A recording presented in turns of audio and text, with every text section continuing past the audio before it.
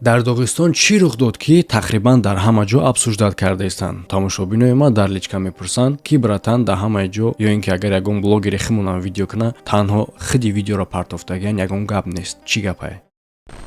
Ҳамада салом алейкум, хуш омадем ба канали SM Шарипов. Бо шумо ҳастам ман, автори канал Муҳаммад Шарипов через П. Муҳаммад Шариф не, бародаро. Баъзе бародаро хе менависанд, хай гап дар ине. Яъне ки дар видео шумо мефаҳмем ки чӣ рух дод, бо евреҳо дар Доғистон чӣ корш карданд, Рамзан Кадиров нисбати ӣ чӣ гуфт ва кира Рамзан Кадиров гуфт бипаронен ва Путин ки официална тарафдорӣ мекунад Израила, яъне ки то есть Фаластина ба ном, лекин дар асл бибинем чӣ кор мекунад, ба он нигоҳ накарда ки Путин мисол қатъи Израил хуб нестай официална, Израил ба хотире ки тарафи западай, дар ҳолати ки еврео агар ки ба Доғистон биям, Путин бояд чихе гап зана ва дар ин кор Путин кира гуноҳгор мекунад ва ҳамада муҳимаш ки Рамзан Кадиров кира гуфт бипароне ва барои чӣ. Вобшим чӣ ҳодиса шид, ҳамаша дар ин видео хоҳем дид. Ихе ки боша лайка фаромӯш накунед, то ки дигаро ҳам аз ин видео бехабар намонанд. ва спонсори имрӯзаи ролики мо Telegram канали ма ки бештари хабарро шумо видео аллакай нобаромада дар оҷа шумо метавонед бинед, тамошо кунед ягон видеои наву ҷадида ва ҳамчунин мо чат дорем ки метавонед роен қатъи мо суҳбат кунед ва қатъи дигар бародарам. Ссилкаи Telegram канал дар якум комментария закрепиштага ва ҳамчунин дар он комментария ссилка аст барои дӯстдорои варзиш. Агар ки ягон варзишгари дошта бошӣ, метавонӣ ки дар бурди ӯ пул кор кунӣ ё ин ки ягон дастаи бозингар. Ссилка барои регистратсия кардан ва промокод барои бонус ба даст овардан дар вақти якум депозит дар якум комментария ҳамроҳи ссилкаи Telegram канал маҳкамай. Тамошо мекунед видеоро. Дар Махачкала доғистониё аэропорта ҳуҷум мекунанд. Аборт, быстро все на борт! На улице разъяренная толпа. Барои дастгир кардани гунаҳгор, барои дастгир кардани душман, яъне ки еврео ва албатта бардоро хотиррасон кардан дар корае ки политсейскиё не, просто халқи оддӣ. Вот автобус еврей. Вот они все. яъне ки сабаби ин кора кардан дар он мешавад ки ӯ чихеле ки дестен саму автобуса мебинад, мега автобуси евреоай. Барои чӣ хотир? Барое ки ҳаме хел маълумот фаҳмидиянд ки ба Доғистон шаҳрвандои Израил меоянд, яъне яҳудиё, ва аз аэропорт талаб карданд ки тамоми пассажироро ба ӯ буспоранд. Дар ин кор чӣ гуна реагировать кард политсия ва ё ин ки главаи государства, ҳамаша албатта то охири видеоро тамошо кунед мегӯм.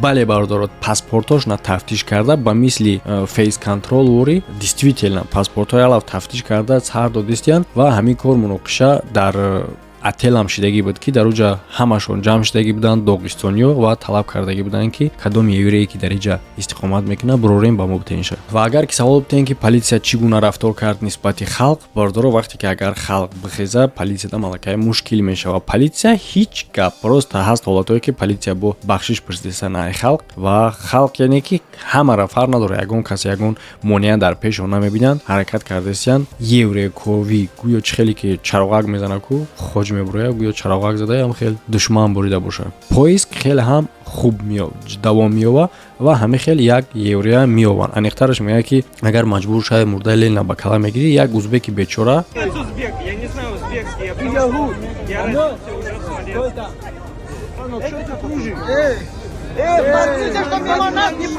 яъне ки меқапанша аввал баъдан маълум мешавад ки всё таки еврей набудае. яъне чӣ хеле ки агар шумо дар видео тамошо кардагӣ бошед, ҳама хеле ба назар мерасад ки гӯё тамоми доғистониё вохӯрӣ рафтест, яъне ки одамеро ки аллакай рейсша медонӣ. Барои чӣ ин гуна маълумотҳо яки ҷо мебурояд? Баъди ҷамъ шидани ӯ дар меҳмонхона барои еврей кофтан, ҳама хел дар як Telegram канали дига информация пайдо мешавад ки дар ҳамун вақту соат, ман биёвум чира дар экран нишонтон метавонам, дар ҳамин вақту соат евреҳо мефуроянд самолёт бо евреҳо. Ҳамаро даъват мекунанд ба ҳамун ҷо. Ба ҳамин хотир халқ ҳамаш дар як момент ҷамъ шидага, яъне ки бисёр одам дар интерес намешавад, ра фикр намекунад ки чӣ гуна халқ дар як момент ин қадар одам ҷамъ шид, аз куҷо фаҳмиданд ки дар ҳамин самолёт еврей мефурояд. Ира намепурсанд одамо. Пурсидан дар кораи интересоват кардан дар кораи хеле ҷолибае. Барои чӣ хотири? Барои он хотире ки ҳамаи цепочка дорад. Яъне ки дар рафти ин кор бояд чӣ кор кунад, чихе реагировать кунад Путин ва чихе реагировать кунад Рамзан Кадиров. Путин мега ки дар ин кор ман чихеле ки дар як видеои пешина гуфтагӣ будам ку всё равно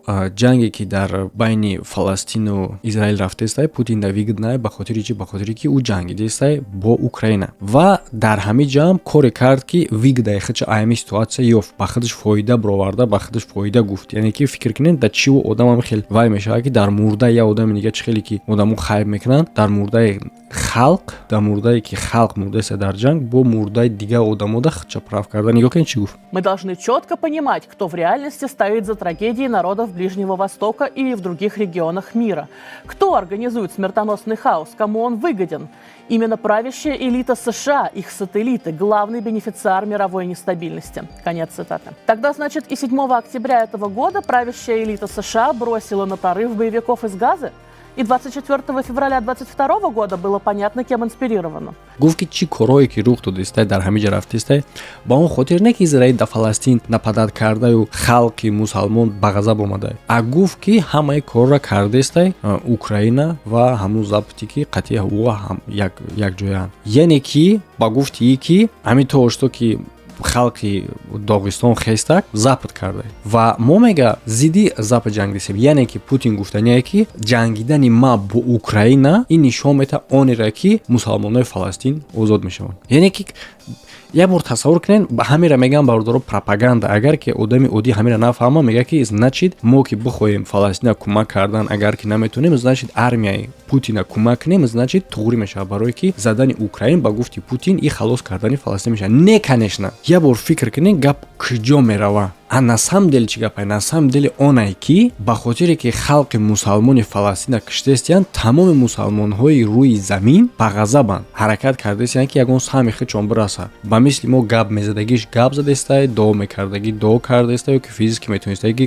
кардестай, финансировани кӯмак мекардагӣ тонистагӣ кардестай. Дар ҳолате ки ӯ одам хе хабар шуда ки евреҳо фаромадестиянд ба ҳолати ғазаб доштаншон хестан рафтан ҳуҷум кардан. Сабаби кор шид ҳуҷум кардан. Сабаби кор шид зулм нисбати мусалмон. Чӣ хел ту дар ин кор фоидаи худа дар ин мебинӣ? ҷанга худат ҳамихе ҷанг кардасти, худат ҳамихе одам киштести. Як хел нишон метаҳад ки гӯё ту тарафдорӣ кардасти, хубӣ кардасти. Ва Рамзан Кадиров чӣ гуфт дар телеграм каналам пафтаган дар группаи ман ки ҳамин Рамзан Кадиров ҳамин гапа гуфта ростае ки тамоми зашиншикора бипаронен. бале бардора ин кор реал не. Рамзан Кадиров гуфт ки тамоми зашиншикора бипаронен. 3 та тир бизанен, огоҳнома баъдан агар ки гӯш накардан талаботи қонуна бипароненшон. Реална Рамзан Кадиров гуфт ки хел астағфируллоҳ халқа бипаронен, яъне ки кира. Муҳимаш дар ҳамин ҷае зашиншик яъне ки. Бисёр одам пурсиданд кира гуфтаст одамоеро ки одамои хестагира, яъне ки милисора ки агар одамои хестагира ки халқа ки одамои хестагира намуноё ки ҳам одамое ки ба тарафи евро хестаган иро бипаронанд. Кира вообще гуфт бипаронанд. Ана ки нигоҳ кунед дар ҷа калимаи зашиншик чӣ меравад? Зашиншик одаме ки сабабгори ягон хестан мешавад ба мисли митинг, ба мисли изҳоротҳо. Дар ин ҷа изҳороту митинг аз тарафи ки аз естественно ин кора инициатори ҳамин кор ҳамун халқ шидааст ки против евреҳо хестанд. Яъне ки Рамзан Кадиров просто открыто гуфтааст бипаронен ҳамун одаморо ки против евреҳоанд. Всё. Яъне ки намешавад ки бифаҳмем ки не барои он хотире ки дар ин ҷа Рамзан Кадиров чизе ки Путин мега Рамзан Кадиров ҳамуро гӯш мекунад. Ва ин ҷа бояд правилно бошад. Компромисси бояд конкретно да биёянд. Ман ин гапа дар асос чӣ гуфтанем? Дар видеои пешина ман шуморо гуфтагӣ будам ки ҳар як тараф ҳамун гуна ҳаракате мекунад ки аз ҷиҳати политикӣ геополитикӣ финансови ҳаматарафа худаш вигд набошад. Худ агар кӯмак мекардагӣ кишварам боша Фаластинда. Бароям ҳар кас тарафҳои худшон нигоҳ мекунад. Дар ин ҷа бинед ки чӣ хел як кори оддида чанд қадар информатсияи дуру дароз скриват шудагӣ буд. Барои ҳамин любой действиеро ки мебинен ҳавои чӣ накунед ки ёҳ ина молодец нехе кардан ба як 30 секунда видео бихонен, биковен, тавшур кунен ки дар асл чӣ гап рафтестай. Фикр қадам дар комментария бинависен, дар видео лайк монен то ки дигарро бинанд, ба дигар одамо падилиса кунен. Касоне ки дарак надоранд порчаи видеоро дагар информатсияро тамоман давам роҳ кунен. Ҳамада хайр. До видеоҳои оянда. Озодӣ ба Фаластин.